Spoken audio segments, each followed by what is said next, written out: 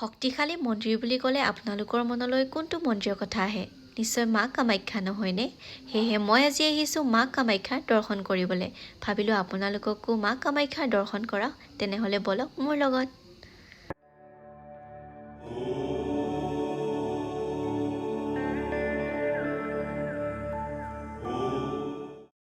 মা কামাখ্যাৰ আশীৰ্বাদটো আমাৰ লগত সদায় আছে। কিন্তু আপোনালোকে জানেনে, আমাৰ আৱেগ আৰু ভক্তিৰ স্থলী নীলাচল পাহাৰৰ এই পবিত্ৰ চৌহদত এক ঐতিহাসিক নৱৰূপ হ'বলৈ গৈ আছে।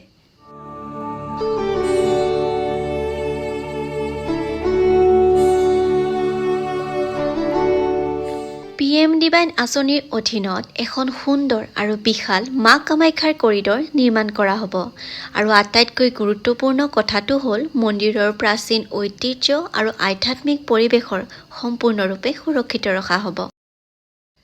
লগতে থাকিব ব্ৰহ্মপুত্ৰ আৰু গুৱাহাটী চহৰৰ মনোমোহা দৃশ্য উপভোগ কৰিব পৰা ভিউ পইণ্ট, বিশাল ৱেটিং এৰিয়া আৰু সুন্দৰ লেণ্ডস্কেপিং।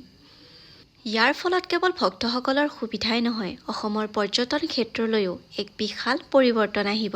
বৰ্তমান চৰকাৰে এই প্ৰচেষ্টাই প্ৰমাণ কৰিছে যে কেনেকৈ বিকাশ আৰু ভক্তি একেলগে আগবাঢ়িব পাৰে। আমাৰ অসমৰ ধৰ্মীয় পৰ্যটন এতিয়া ভাৰতৰ মানচিত্ৰত আৰু অধিক জিলিকি উঠিব। দেশ-বিদেশৰ পৰা অহা দৰ্শনাৰ্থীৰ সংখ্যাও বৃদ্ধি পাব, যিয়ে আমাৰ গুৱাহাটীৰ হোটেল, হোমষ্টে, ট্ৰেন্সপৰ্ট আৰু সৰু-সুৰা ব্যৱসায়ীসকলৰো অৰ্থনীতিক এক বৃহৎ অৱদান যোগাব। আপোনালোকে এই ঐতিহাসিক কামটোৰ বাবে কিমান উৎসাহিত? কমেণ্টত জয় মা কামাখ্যা লিখিবলৈ একদমেই নাপাহৰিব আৰু ভিডিঅ'টো সকলোৰে লগত শ্বেয়াৰ কৰি দিব। জয় মা কামাখ্যা, জয় জুবিন।